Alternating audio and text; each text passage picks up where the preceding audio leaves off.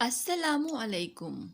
آئی نور novel means چاند کی روشنی بہت ہی بولڈ ناول ہے ناظرین، اپنے کومنٹس اور لائک کا اظہار ضرور کیجیے گا۔ تو چلتے ہیں ناظرین پارٹ نمبر 1 کی طرف۔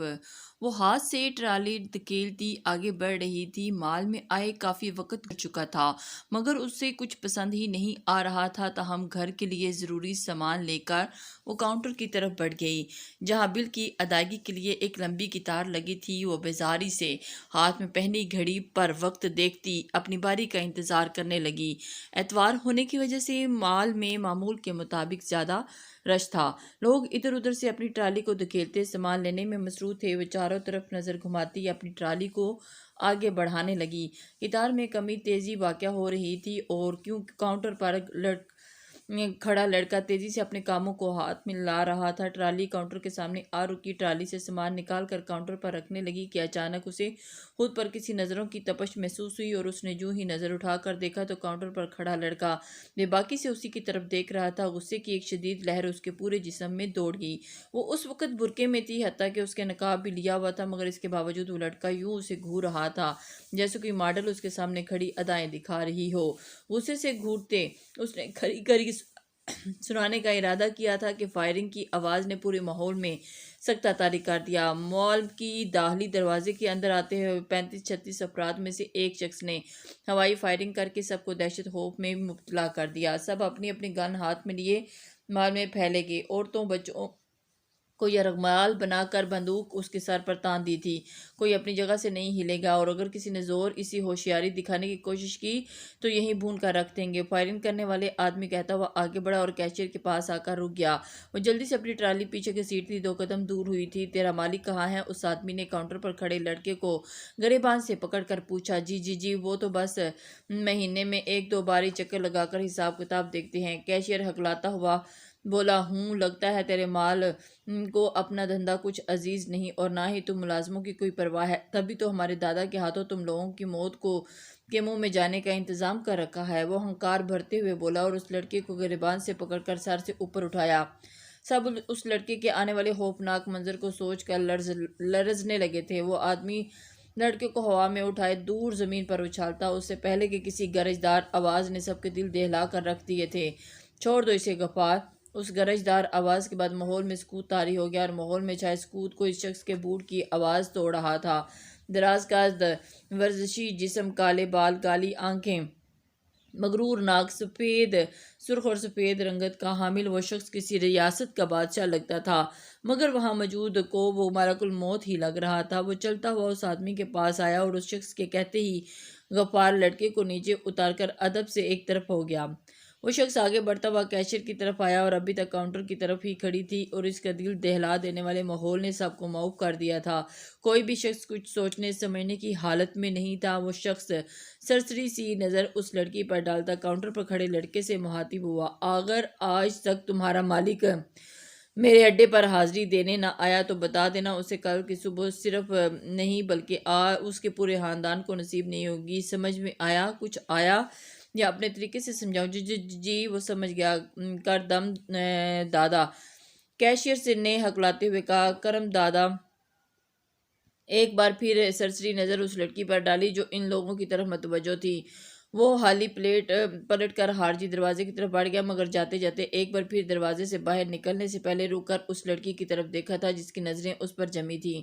وہ دروازہ عبور کرتا نکل گیا اور اس کے ماتحت بھی اس کے پیچھے چل دی، اور ان کے جاتے ہی ماحول کا سکتہ ٹوٹا تھا۔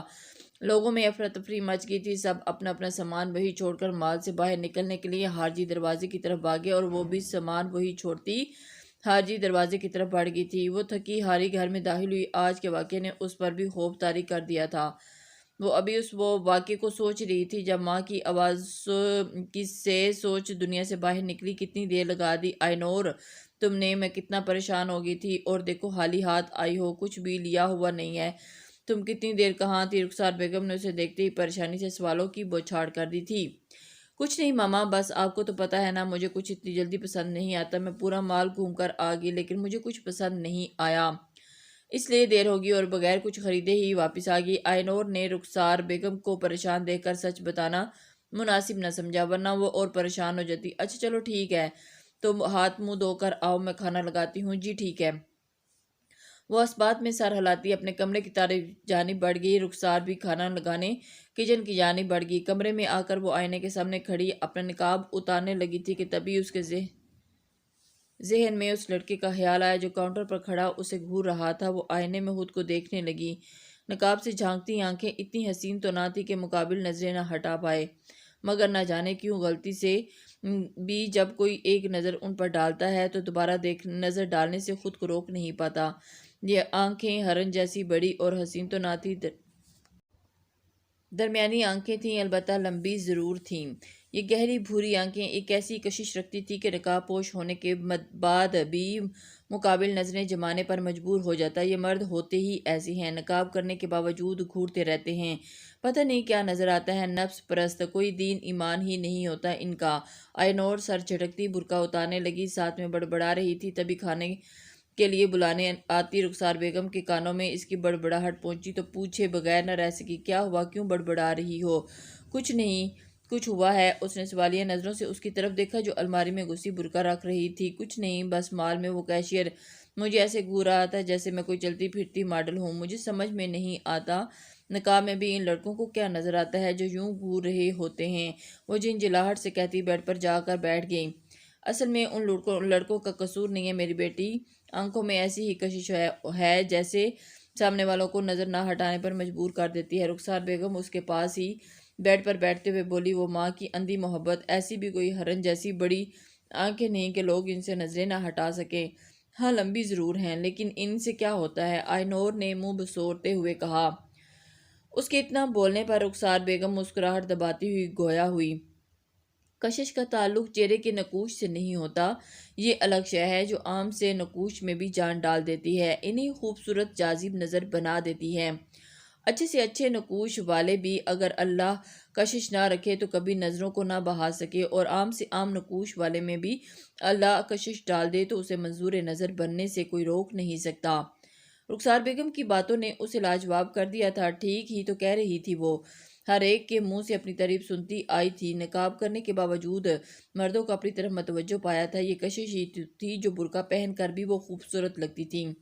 اب کیا ہوا، کہاں کھو گئی؟ اس کو خاموش بیٹھا رخسار کو بیگم نے پوچھا۔ کچھ نہیں، آپ نے کھانا لگا دیا؟ مجھے بھوک لگی ہے۔ ہاں، میں تمہیں کھانے کے لیے بلانے آئی تھی، مگر باتوں میں ہی بھول گئی، رخسار بیگم نے سر پر ہاتھ مارتے ہوئے کہا۔ کوئی بات نہیں، آپ چلیں، میں بس منہ دھو کر آئی۔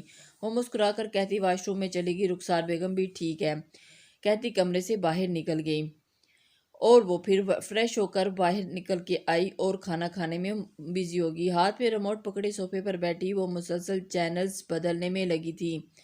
تبھی اس کی نظروں سے ایک نیوز چینل گزرا جس پر آج مال میں ہونے والے واقعے کی خبر چل رہی تھی، جس میں یہ بتایا جا رہا تھا کہ اس واقعے کے بعد کچھ عرصے کے لیے مال کو بند کر دیا گیا ہے۔ یہ نیوز والے بھی پوری واردات ہونے کے بعد خبر پہنچاتے ہیں۔ تب کہاں تھے جب وہ گینگسٹر مال میں گھسے تھے؟ اور وہ سوچ رہی تھی جب رخسار بیگم کی آواز پر فوراً چینل بدل دیا۔ بیٹا، میں سوچ رہی تھی کچھ دنوں کے لیے لاہور جا کر تمہارے پاپا سے مل آئیں۔ رخسار بیگم ہاتھ میں چائے کی ٹرے تھامے کمرے میں آتے ہوئے بولی، اور وہ بھی تو کراچی آ سکتے ہیں نا، مگر جب انہیں ہماری پرواہ نہیں تو ہم کیوں جائیں؟ رہنے دیں انہیں وہاں اکیلا۔ اس نے تلخی سے کہتے ہوئے ٹی وی بند کر دیا۔ بری بات آئینور، وہ باپ ہیں تمہارے، رخسار بیگم نے اسے ڈانٹا، ہاں، جسے اپنی فیملی کی پرواہ تک نہیں۔ آئینور نے تلخی سے کہا، اچھا تو ان باتوں کو چھوڑو، لیکن یاد رکھنا ہم ضرور 1-2 دن میں جائیں گے بس، رخسار بیگم نے ڈو ٹوک انداز میں کہا۔ وہ تو بس منہ بسور کر رہ گئی تھی، اور جیسے ہی اس کی ماں نے اس کو حکم، اچھا ایک بار اور سنو تو، رخسار بیگم اس بار اس کے چہرے پر نظریں جمائے گویا ہوئی۔ جی؟ وہ چائے پیتے ہوئے بولی، وہ پڑوس میں بخت باجی ہے نا؟ ہاں ہے نا، تو پھر؟ وہ بے نیازی سے بولی، تو انہوں نے تمہارے لیے اپنے بیٹے کا رشتہ بھیجا ہے۔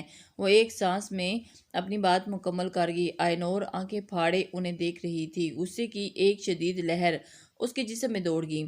وہ چائے کا کپ ٹرے میں رکھتی وہاں سے اٹھ کر کمرے میں چلی گئی۔ مطلب بخت باجی کو انکار کرنا ہے؟ رخسار بیگم اس کو جاتا دیکھ کر گہری سانس لیتے ہوئے بڑبڑائیں، دادا، ڈرگز ابھی اڈے پر نہیں پہنچے، پاشا کے آدمی نے اپنے آدمیوں کے ذریعے بحری جہاز پر حملہ کر کے اپنے قبضے میں کر لیا، کر دم ساحلی سمندر کے قریب جانے والے اڈے پر تھا۔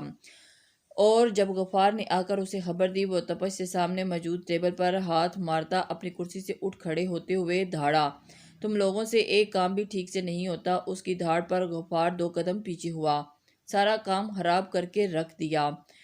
اس پاشا کو تو میں اب کسی صورت نہیں بخشنے والا۔ جنگ کا آغاز اس کی طرف سے ہوا تھا مگر ختم میں کروں گا۔ معلوم تو کرو وہ آگے کا کیا لائحہ عمل طے کرنے جا رہا ہے۔ کوئی تو اس کی دکھتی رگ ہوگی۔ کردم ہاتھ سے ماتھا مسلتے ہوئے بولا، دادا میں نے معلوم کیا ہے کہ اس کی بھانجی ہے جو کراچی گئی ہوئی ہے، آج لاہور واپس آ رہی ہے، مرحوم بھائی بھابھی کی ایک اکلوتی نشانی۔ اس نے کہتے ہوئے ایک تصویر اس کے سامنے کی۔ غفار کی دی ہوئی خبر اس تصویر کو دیکھتے ہی ایک فاتحانہ مسکراہٹ اس کے چہرے پر آئی۔ ٹھیک ہے، معلوم کرو یہ جہاز کے ذریعے آ رہی ہیں یا ٹرین کے ذریعے؟ دادا میں ساری معلومات حاصل کر کے آیا ہوں اور ٹرین کے سفر کے زیادہ شوقین ہیں۔ ٹرین سے واپسی لاہور آ رہی ہیں۔ بہت خوب، تو کب آ رہی ہیں پھر ہماری مہمان؟ دادا 2 بجے کی ٹرین سے۔ کرم دم نے ہاتھ پر بندی گھڑی نظر ڈالی تو 1:30 بج رہا تھا۔ ٹھیک ہے، گاڑی نکالو، اپنے مہمان کو لینے خود جاؤں گا۔ جی دادا، غفار مؤدبانہ انداز میں کہتا ہوا وہاں سے چلا گیا۔ کرم دم نے تصویر پکڑے دیکھتا ہوا بولا، تمہیں یہ دشمنی بہت مہنگی پڑے گی پاشا۔ وہ حقارت سے کہتا اسٹیشن جانے کے لیے نکل گیا۔ لاہور کی سرزمین پر قدم رکھتے ہی کتنی ہی یادیں کسی فلم کی طرح اس کی نظروں کے سامنے سے گزرے۔ رخسار بیگم کے کہنے پر مجبوراً اسے ہتھیار ڈالنے پڑے اور آج لاہور کے اسٹیشن پر کھڑی اپنی زندگی کے بارے میں سوچنے لگی تھی۔ کتنی بے رنگ زندگی تھی اس کی، جس جوانی کی دہلیز پر قدم رکھ کر لڑکیاں اپنی خوبصورت زندگی کے خواب سجاتی ہیں۔ اس نے اس عمر میں اپنے اندر ویرانیوں کو پایا۔ چھوٹی سی لڑکی جس کی شکل معصومیت اور مسکراہٹ میں شرارتی پن کا راج تھا، وہیں آج اس کی گہری بھوری آنکھوں کی اداسی سا مخفی نہ رہی تھی۔ کیا ہوا؟ سامان ہاتھ میں لیے رخسار بیگم نے اس کا شانہ ہلایا تو وہ خیالوں کی دنیا سے باہر نکلی۔ کچھ نہیں، سارا سامان لے لیا۔ اس کے بعد فوراً بولی، ہاں بس ٹیکسی دیکھ لو پھر چلتے ہیں۔ تم یہاں رکو، میں ٹیکسی دیکھتی ہوں۔ ٹھیک ہے۔ وہ اس بات میں سر ہلاتے کھڑی ہو کر رخسار بیگم کو جاتی دیکھی۔ کردم اور اس کے آدمی عام سے حلیے میں بلوٹوتھ کانوں میں لگائے چاروں طرف پھیل چکے تھے۔ اور ایک ایک کے اوپر نظر رکھو، پاشا اسے ایسے نہیں آنے دے گا، ضرور اس کی حفاظت کے لیے اپنے ماتحت ہوں گے۔ پر دادا، یہاں تو سب عام لوگ ہیں، وہ کہیں بھی نظر نہیں آ رہی۔ غفار کی آواز پر اس کے کانوں میں پڑی۔ تبھی کردم کی نظر برقع پہنے لڑکی کھڑی تھی تو فوراً اس کے ماتحتوں سے بولا، جتنی نقاب پوش خواتین ہیں سب کو دیکھو، ہو سکتا ہے ان میں سے ایک ہو۔ کردم کہتا ہوا اس لڑکی کی طرف بڑھا جو دنیا جہاں سے بے نیاز ہو کر سر جھکا کر کھڑی تھی۔ کردم نے اس کا بازو پکڑ کر اپنی جانب موڑا۔ آنکھوں میں حیرت لیے وہ پھٹی پھٹی آنکھوں سے اس کا چہرہ دیکھنے لگی اور یہی حال سامنے کھڑے کردم کا تھا۔ وہ حیرت سے اس کی آنکھوں میں دیکھ رہا تھا، وہی شناسان آنکھیں جن کی کشش میں وہ جکڑ رہا تھا۔ فوراً سر جھٹکتا اپنا ہاتھ اس نقاب کی طرف بڑھایا۔ اس کا ارادہ چہرے دیکھنے کا تھا، نقاب ہٹانے کے لیے اس نے ہاتھ نقاب پر رکھا ہی تھا جب غفار کی آواز اس کے کانوں میں گونجی، دادا لڑکی مل گئی، ہم نے اسے گاڑی میں ڈال دیا ہے۔ ٹھیک ہے، وہ کہتا وہ فوراً اس کا بازو چھوڑ کر چلا گیا۔ وہ پھٹی پھٹی آنکھوں سے اسے جاتا دیکھ رہی تھی۔ خوف کی ایک شدید لہر اس کے جسم میں دوڑ گئی۔ مال کا منظر ایک بار پھر آنکھوں کے سامنے لہرایا اور وہ جھرجھری لیتی جب ایک بار پھر اس نے اس شانے پر کسی ہاتھ کا محسوس کیا تو فوراً ڈر کر موڑی۔ چلو، ٹیکسی مل گئی ہے۔ رخسار بیگم کو سامنے دیکھ کر اس کی جان میں جان آ گئی۔ آئینور اس بات میں سر ہلاتی اس کے ساتھ چل دی اور گھر میں داخل ہوئی تو گھر میں چند چیزوں کے علاوہ کچھ نظر نہ آیا۔ گھر خالی تھا، کوئی بھی موجود نہیں تھا۔ آئینور استہزائیہ مسکراہٹ سے رخسار بیگم کی طرف دیکھ کر گویا ہوئی، دیکھ لیا نا آپ نے؟ پتہ نہیں ہم آ رہے ہیں یا لینے، آنا تو دور کی بات گھر میں موجود ہی نہیں، اوپر سے آپ جانتی ہیں نا گھر کا سامان کیا۔ رخسار بیگم اس کی بات کو نظر انداز کرتی اندر کی طرف بڑھ گئی۔ وہ بھی منہ بسوڑتی ان کے پیچھے چال دی۔ تم ایک کام کرو، یہ سامان کمرے میں رکھو جب تک میں کچن سے کچھ کھانے کو دیکھتی ہوں۔ کوئی فائدہ نہیں ماما، کچھ نہیں ملے گا کچن میں۔ لڑکی، یہ بدتمیزی اپنے باپ کے سامنے مت کرنا، سمجھی؟ وہ اسے ڈانٹتی کچن کی جانب بڑھ گئی۔ وہ منہ بسوڑتی سامان کمرے میں رکھنے چلی گئی۔ کچن میں پہنچ کر رخسار بیگم نے کیبنٹس کھولی مگر کچھ بھی ایسا سامان موجود نہیں تھا جس سے وہ کھانا بنا سکتی یا کوئی ایسی چیز جو کھا کر اپنی بھوک مٹاتی۔ وہ ایک گہرا سانس لیتی کچن سے باہر نکل آئی۔ کیا ہوا، کچھ ملا؟ رخسار بیگم کو کچن سے باہر آتے دیکھ آئینور نے پوچھا۔ وہ نفی میں سر ہلاتے بولی، لگتا ہے باہر سے ہی کچھ لانا پڑے گا۔ ویری گڈ، غلطی ہماری ہے، آتے وقت کھانا ساتھ لانا چاہیے تھا۔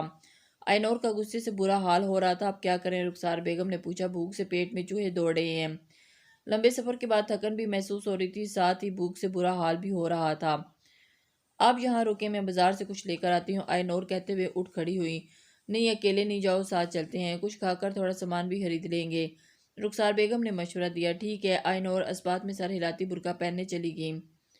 قریبی ریسٹورنٹ سے کھانا کھانے کے بعد وہ بازار چلی گئیں۔ رات کے کھانے کے لیے سبزی اور کچھ پھل خرید کر وہ گھر کی جانب روانہ ہوگی۔ جب گھر کے باہر بھیڑ جمع دیکھی تو چند آدمی کالے کپڑے زیب تن تھے، کسی آدمی کو گھسیٹتے ہوئے زبردستی جیپ میں ڈال رہے تھے۔ یہ تو پاپا ہیں، آئی نور نے خوفزدہ چہرے سے رخسار بیگم کی طرف دیکھا۔ یا اللہ، یہ لوگ کون ہیں اور اسلم کو کہاں لے جا رہے ہیں؟ رخسار بیگم کے چہرے پر بھی خوف کے سائے لہرانے لگے۔ وہ بھاگتی وہاں پہنچی، مگر ان کے پہنچنے سے پہلے ہی وہ لوگ جا چکے تھے۔ جو لوگ کھڑے تماشا دیکھ رہے تھے وہ بھی آہستہ آہستہ جانے لگے۔ ماما، اب یہ سامان لے کر اندر جائیں اور تالا لگا لیجیے گا، کوئی بھی آئے دروازہ نہیں کھولیے گا۔ میں ابھی آئی۔ تم پاگل ہو نور، کہاں جا رہی ہو؟ وہ اسے روکتی ہوئی بولی۔ تو کیا کروں، ان کی لاش کا انتظار کروں؟ وہ کرب سے بولی۔ اللہ نہ کرے، کیسی باتیں کر رہی ہو؟ انہوں نے دہل کر دل پر ہاتھ رکھتے ہوئے کہا۔ تو کس پھر مجھے جانے دیں، ورنہ لوگ نکل جائیں گے۔ آئی نور نے گاڑی کو دور جاتا دیکھ کر، مگر ابھی بھی وہ گاڑی نظروں سے اوجھل نہیں ہوئی تھی۔ ٹھیک ہے، پھر میں بھی تمہارے ساتھ چلتی ہوں۔ نہیں، آپ یہیں رکیں، ہماری واپسی کا انتظار کریں، انشاءاللہ میں پاپا کو ساتھ لے کر ہی آؤں گی۔ آئی نور کا انداز دو ٹوک تھا، رخسار بیگم کو نہ چاہتے ہوئے بھی ماننا پڑا تھا۔